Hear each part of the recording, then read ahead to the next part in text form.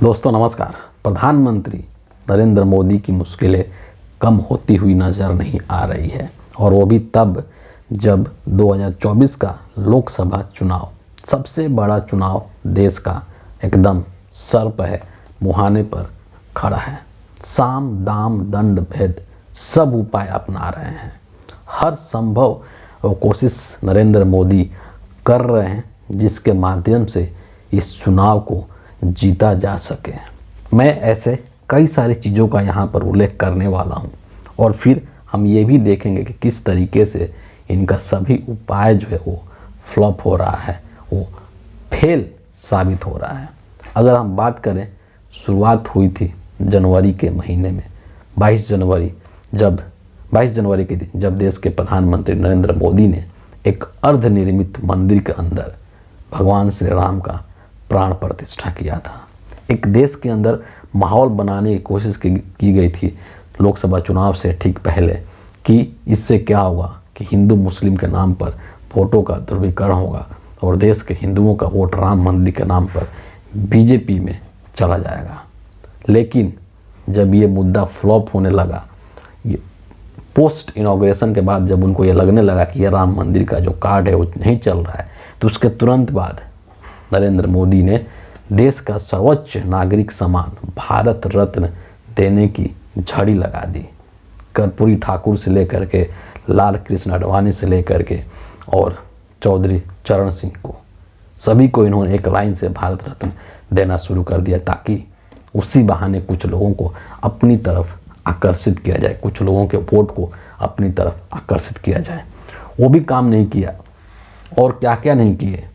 ED के माध्यम से, सीबीआई के माध्यम से, इनकम टैक्स के माध्यम से अलग अलग राज्यों के अंदर सरकारों को अस्थिर करने की कोशिश की गई, उनको तोड़ फोड़ करने की कोशिश की गई हैं। और इसी संदर्भ में 5-5, 6 से 7 ईडी के समन्स भेजे गए, चाहे वो दिल्ली के मुख्यमंत्री अरविंद केजरीवाल हो, चाहे बिहार के अंदर लालू यादव तेजस्वी हो, या फिर झारखंड के मुख्यमंत्री हेमंत सोरेन, जिनको कि इन लोगों ने जेल में डाल दिया। लेकिन नरेंद्र मोदी वहाँ पर अपने नापाक मंसूबों में सफल नहीं हो सके, वहाँ के सरकार को नहीं गिरा पाए।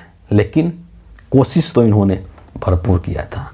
गाहे बगाहे नरेंद्र मोदी आर्टिकल 370 का उल्लेख कर देते हैं, और ये नारा दे रहे हैं कि इस बार एनडीए 400 पार, और 400 पार में से 370 जो सीटें हैं वो बीजेपी खुद लेकर के आएगी। दरअसल वो 370 सीटें नहीं हैं, बल्कि वो आर्टिकल 370 को जिंदा बनाए रखना चाहते हैं। लोगों के मन मस्तिष्क में उसको एकदम ठूंसना चाहते हैं कि जम्मू कश्मीर का आर्टिकल 370 तुम्हें इसी बहाने से याद रहना चाहिए, और इसके आधार पर तुम हमको वोट दो, है ना। तमाम कोशिशें कर रहे हैं, लेकिन मज़ेदार बात यह है कि नरेंद्र मोदी की ये तमाम जो कोशिशें हैं वो फेल होती हुई जा रही है, फ्लॉप होती हुई नज़र आ रही है।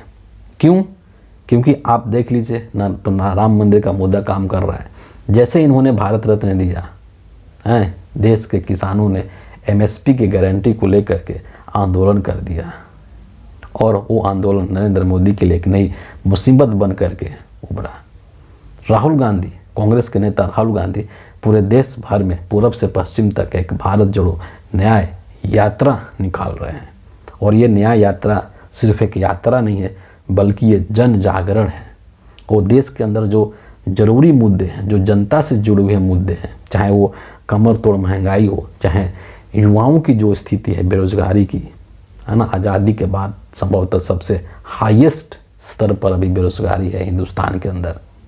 बेरोजगारी को मुद्दे को, पेपर लीक से किस तरीके से युवा परेशान है, उस मुद्दे को, देश का जो आर्थिक हालात है कि किस तरीके से देश के तमाम संसाधनों को कुछ उद्योगपतियों को, पूंजीपतियों को नरेंद्र मोदी सौंप दे रहे हैं, इन तमाम चीज़ों को लेकर के राहुल गांधी देश के लोगों को जगा रहे हैं, है ना। उनको जागरूक बनाने की कोशिश कर रहे हैं, उनको समझाने की कोशिश कर रहे हैं कि किस तरीके से ये सरकार तुम्हारे खिलाफ काम कर रही है।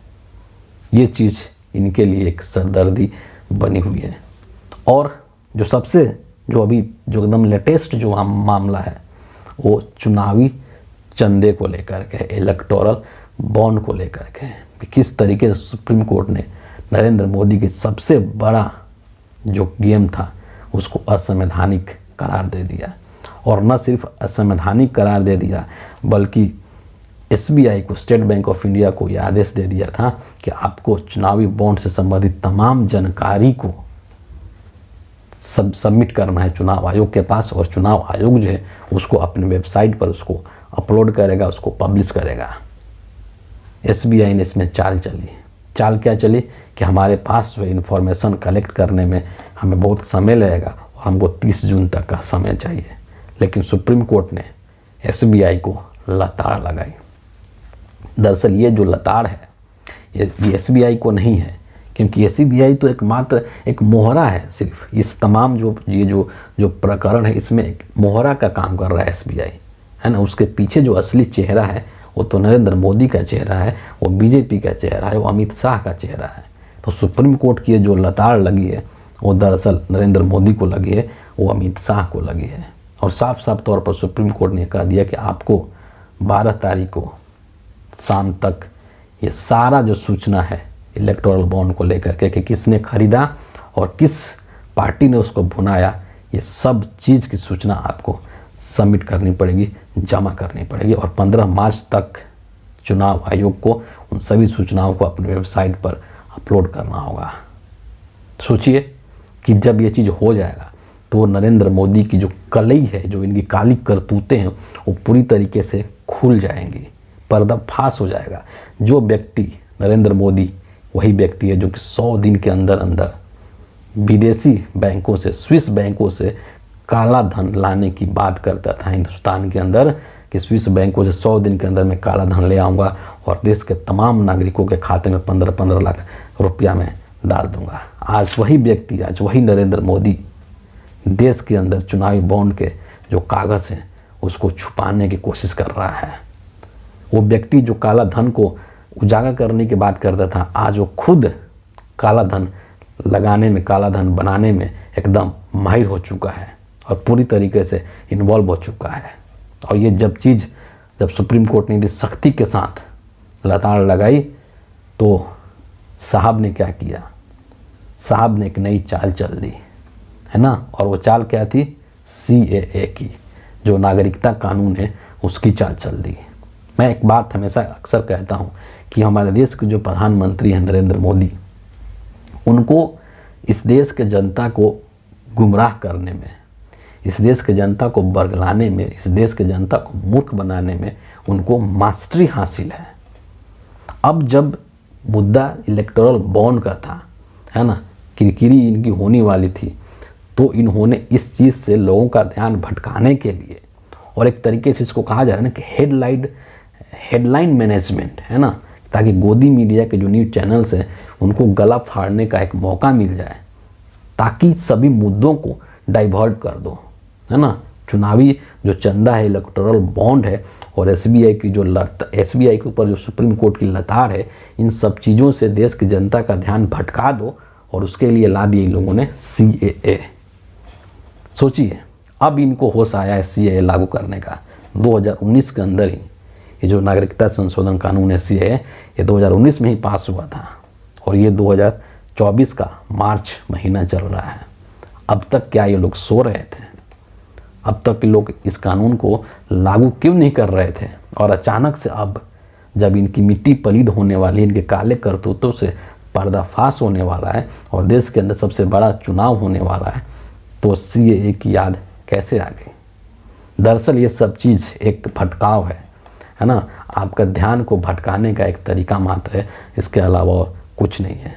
आपको पता है कि 2019 के अंदर जब ये CAA को लाया गया था तो उस टाइम पर कितना इसका प्रोटेस्ट हुआ था पूरे देश भर में, और सबसे प्रमुख शाहीन बाग के अंदर जो प्रोटेस्ट हुआ था वो चीज़ इस देश के सभी लोगों को याद होगा। और इसी प्रोटेस्ट के दौरान, इसी CAA के मुद्दे के प्रोटेस्ट के दौरान किस तरीके से दिल्ली के अंदर 2020 में दंगे हुए थे, वो सब भी हर देश के लोगों को याद होगा। तो क्या फिर से एक बार नरेंद्र मोदी इस CAA के मुद्दे के द्वारा जो है इस देश के अंदर और देश के अलग अलग क्षेत्रों में अशांति फैलाना चाहते हैं? क्या फिर से नरेंद्र मोदी एक बार हिंदू मुस्लिम के नाम पर देश के अंदर वोटों का ध्रुवीकरण करना चाहते हैं? क्यों ये सब चीज़ें क्यों करनी पड़ रही है नरेंद्र मोदी को? क्योंकि नरेंद्र मोदी के पास कोई मुद्दा नहीं है। नरेंद्र मोदी आपसे महंगाई के नाम पर, बेरोजगारी के नाम पर आपसे वोट नहीं मांग सकते हैं, महिला सुरक्षा के नाम पर आपसे वोट नहीं मांग सकते हैं। उनके पास ये मुद्दा ही नहीं है। नहीं तो यही नरेंद्र मोदी बोलते थे 2014 में ना कि बहुत हुई महंगाई की मार, अब की बार मोदी सरकार है, बहुत हुआ महिलाओं पर अत्याचार, अब की बार मोदी सरकार है। लेकिन अब जो सिचुएशन है इस देश के अंदर, इनके पास ये सब बोलने का इनके अंदर नैतिक बल ही नहीं है, क्योंकि इन्होंने कुछ किया ही नहीं है। तो अब क्या कर रहे हैं? अब सिर्फ और सिर्फ धर्म के नाम पर लोगों को बरगलाने की कोशिश कर रहे हैं। सांप्रदायिक ध्रुवीकरण की कोशिश की जा रही है इस सीएए के मुद्दे को ऐन मौके पर उछाल करके। तो इन सब जो ये सब भटकाव के जो तरीके अपना रही है केंद्र सरकार और मोदी सरकार, इन भटकाव से लोगों को बचना है। देश के जो नागरिक हैं उनको बचना है, गुमराह नहीं होना है, भटकना नहीं है ना। और इस चीज़ को लेकर के मैं 2 लोगों का ट्वीट आपको शेयर करूंगा। सबसे पहले जो बीएसपी, जो बहुजन समाज पार्टी है, उनकी जो लीडर मायावती जी है, उन्होंने क्या कहा है इस चीज़ को लेकर के। मायावती जी कहती हैं कि केंद्र सरकार द्वारा नागरिकता संशोधन कानून को अब ठीक चुनाव से पहले लागू करने के बजाय इसको लेकर लोगों में जो संदेह, असमंजस व आशंकाएं हैं, उन्हें पूरी तरह से दूर करने के बाद ही इसे लागू किया जाना बेहतर होता। रवीश कुमार, पत्रकार रवीश कुमार ने तो धो दिया है एक तरीके से। क्या कह रहे हैं उसको भी आप सुन लीजिए कि 5 साल तक गोदी मीडिया खामोश था। ये सिर्फ गोदी मीडिया को खुराक देने के लिए किया गया है। आज सुप्रीम कोर्ट में जो हुआ है उसकी खबर से ध्यान हटाने के लिए, ताकि लोग भावुक और बेचैन हो जाएं, हाउसिंग सोसाइटी के अंकलों में ललकारने का जोश पैदा हो जाए। 400 सीट आ ही गई है तो फिर भावुकता का सहारा क्यों? चंदे की चोरी पर पर्दा क्यों? है ना। सवाल तो बनता है कि जब नरेंद्र मोदी ये दम्भ भरते हैं कि हम 400 सीट लेकर के आ रहे हैं, 400 सीट लेकर के आ रहे हैं, तो ये सब ये जो पॉलिटिकल ड्रामा हो रहा है, तमाशाबाजी हो रहा है, ये सब करने की क्यों ज़रूरत पड़ रही है? क्यों आपको नीतीश कुमार की ज़रूरत पड़ जाती है? क्यों आपको जयंत चौधरी की ज़रूरत पड़ जाती है? क्यों आपको ईडी सीबीआई का सहारा लेना पड़ रहा है? क्यों आपको भारत रत्न देना पड़ रहा है किसी न किसी को? ये सब चीज़ें आखिर क्यों हो रही है? क्यों आप बार बार लोगों के इमोशंस के साथ खेल रहे हैं? आप मुद्दे पर चुनाव लड़िए, है ना। अगर आपने वाकई में आपको लगता है कि आपने 10 साल इस देश के लिए काम किया है, 18 घंटे आपने काम किया है, तो आप मुद्दे पर काम कीजिए, आप मुद्दे पर चुनाव लड़िए। देश के अंदर मुद्दों की कमी है क्या? कोई कमी नहीं है, लेकिन लोगों को मुख्य मुद्दों से भटकाना है, उनको इमोशनली एक तरीके से फुल बनाना है ना। उनके भावनाओं के ऊपर, भावनाओं के साथ एक तरह से खेलना है और खेल करके वोट हासिल करना है। यही काम है देश के प्रधानमंत्री नरेंद्र मोदी का। लेकिन इस देश के लोगों को बतौर एक जागरूक नागरिक होने की हैसियत से आपको बहुत ही सजग होकर के और व्यवहार करना है। और इस ट्रैप में, है ना, ये जो बरगलाने का जो ट्रैप है उसमें नहीं फंसना है। बहुत ही सजगता के साथ और बहुत ही बुद्धिमानी के साथ आपको डिसीजंस लेना है और उसके अनुसार आपको अपने काम करने हैं। तो फिलहाल इस वीडियो के इतना ही है। आप सभी का बहुत बहुत धन्यवाद।